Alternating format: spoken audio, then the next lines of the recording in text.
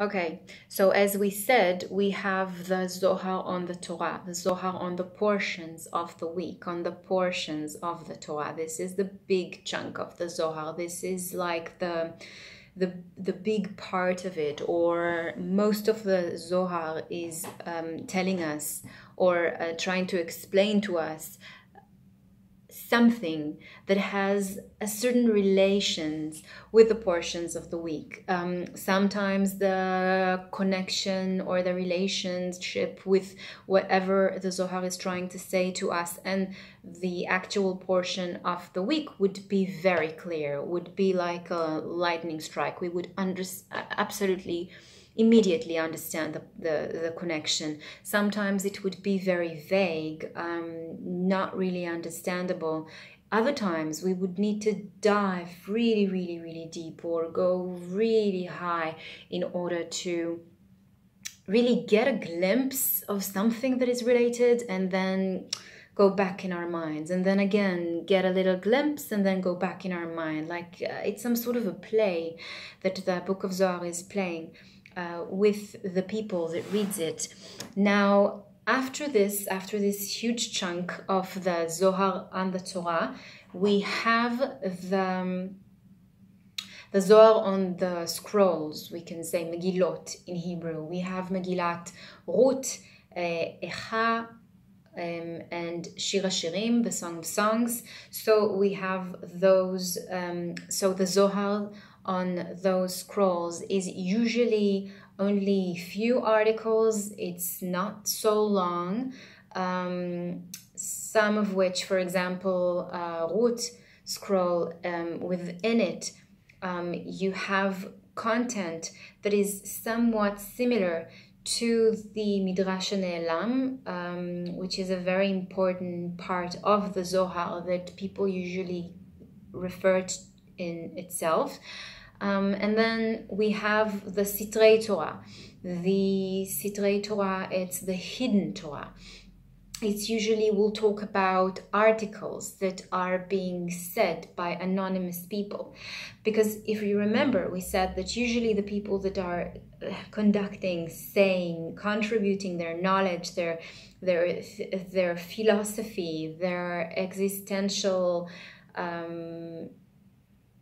ideas about life and metaphysical existence would be Rabbi Shimon Bar Yochai, would be Rabbi Abba, Rabbi Yehuda, Rabbi Chia, would be one of the sages within the fellowship. But the secret Torah, this part of Zohar, which is called Sitrei Torah, the hiddens or the secrets of Torah, is actually articles that are usually are not said about the sages, the fellowship sages, but by anonymous people. And they are usually also touching the subject of the matters of the soul, the matters of the neshama. We can say they are touching the deep roots of divinity or of the divine essence. Then later we have a part that is called Matnitin Vetosefta. It's in Aramaic, which says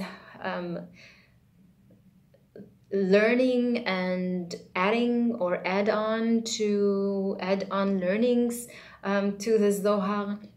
And so also here we have tons of very short, also condensed parts that are scattered around the portions, but are activating a certain essence, which is Sitrei Torah V'Raza Derazin, which is like the secret of the secrets, or the hidden secrets, or the very concealed secret. It's like a double secret. And those are also anonymous articles. They have they have their own literature style, if you want, and most of them are opening with a calling to the sages to the wise men, to the wise people who actually read the Zohar, those words, to be very careful and to awaken their mind and awaken their existence and self to the teachings of those secrets, to not take it for granted, the fact that this book is opening up to them, and to they are usually talking in vague and very concealed manner, very difficult to understand really what it actually means unless you are really advanced in the teachings of the Zohar.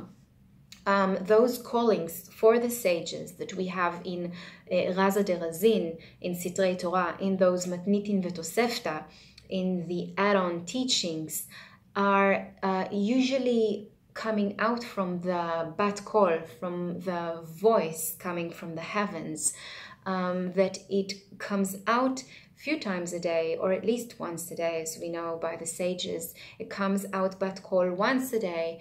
It's interesting because in Hebrew it means the voice, but it's in a feminine connection, so it's the daughter of the voice.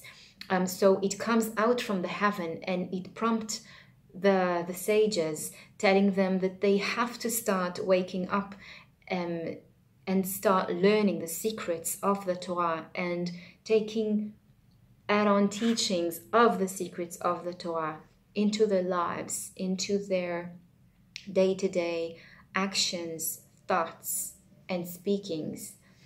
And then we have a part of the Zohar. So remember, we said we're talking about the big, what the Zohar is made of, this book, which is not only one book.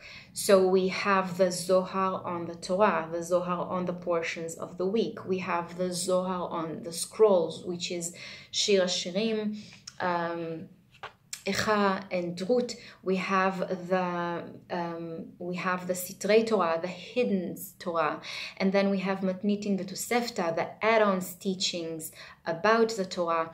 And now we're reaching to another part of the Zohar, well-known part of the Zohar, probably one of the most intriguing parts of this book, is a very long article, which is actually almost long as a book by itself, and it is called Saba de Mishpatim, the grandpa of the law, or the grandfather of the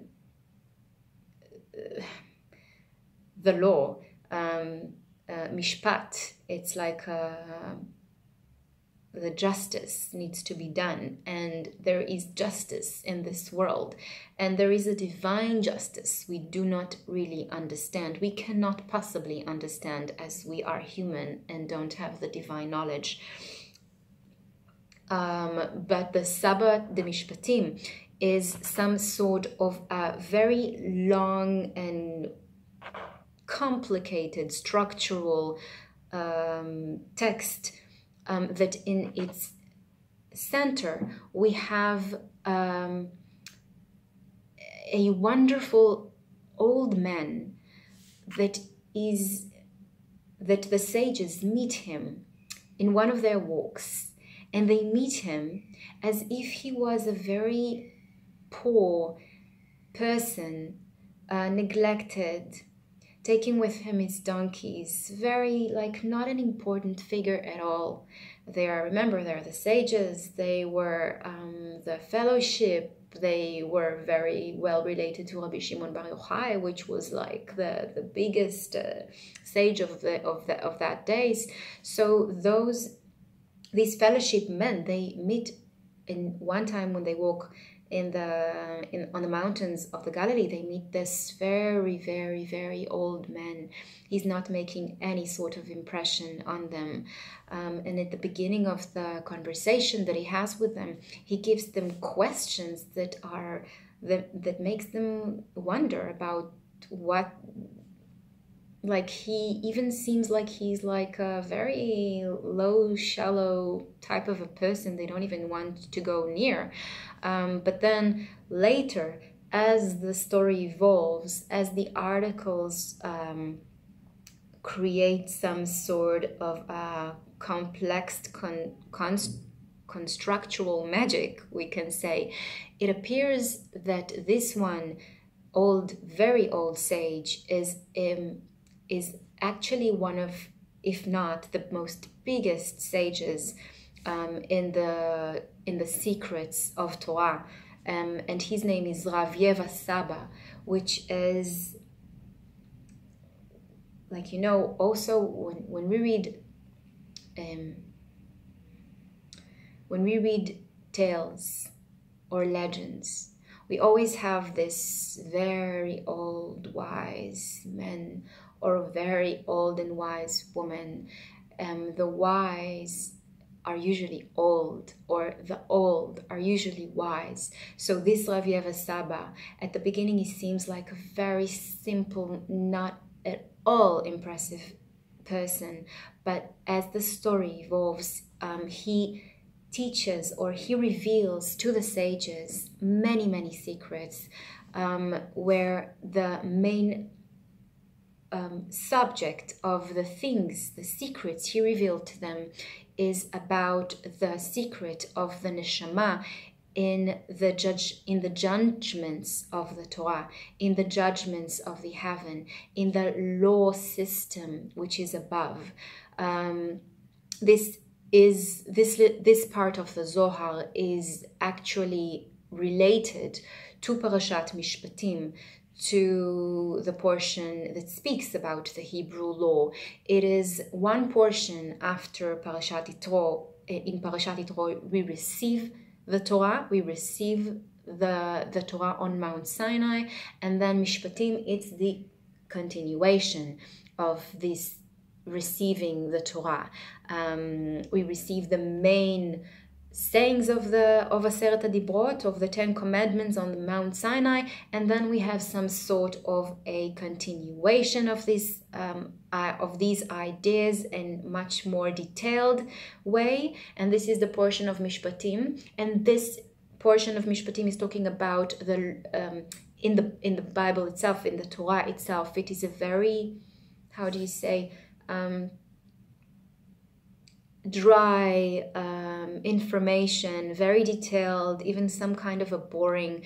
And Rav Yeva Saba, the grandfather of the law that the sages meet along the way, he opens this portion, this very extremely important portion that is a direct continuation of the commandments that we received on Mount Sinai, and he opens it as many secrets about how the neshama is getting having its judgments up in the heaven, or how it is conduct itself when it comes to the heavenly trial it needs to, at the end of its journey, go through.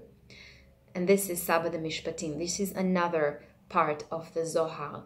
Another part of the Zohar is the article of the Yenuka. Yenuka in Aramaic, it's a very young kid, very small boy. This is also an article about a story of a kid, the son of Rav Himnon Saba, which is also, he's in the same layer or level as Rav Yeva Saba. Both of them, again, every time the word Saba, grandfather, is appearing in the texts in the Book of Zohar, it means that great secrets are about to be revealed to the human mind. So in the Yenuka, in the young child's article, we have this young child is actually the grandson of Rav Himnon Saba, that the sages meet him in the house of his mother when they come to stay there for a while. And even though he's a very young child, to their wondering eyes and wondering mental state, this kid is teaching them things that they have no idea that are exist. These kids is in a way exceeding them in the secrets and in the knowledge of his wisdom and his knowledge of the Torah secrets. This specific article of the Yanukah, of the young child, is in the portion of Balak. So again, there is only, here's an example for an article that we find in a certain portion that in a way doesn't really relate to the portion, but in order to find the connection, which is hidden and revealed, and then hidden and revealed, and then hidden and revealed, in order to find this connection, we need to dig deep within what we are reading and within what we are receiving from what we are reading. And then we have the Rav Metivta. Rav Metivta is Rav, it's like a rabbi. It's the rabbi of the big yeshiva, of the big school, like the big college, school, educational system up in the heavens. Metivta, it's yeshiva. It's an academic learning, but in the Torah. And this part is describing the visions and the journeys that Rabbi Shimon Bar Yochai and his fellowship are actually, and the secrets that those people actually heard from the heaven educational system. It's like they're going up to the next lives, up to the upper realms. They are envisioning, or they are hearing in their visions or in their dreams or in their some sort of a very, very enlightened journey, spiritual journey. They hear secrets from the upper education system that is up in the heaven, from the Metivta, from the yeshivot. This, for example, is an article we have in the portions of Shlach.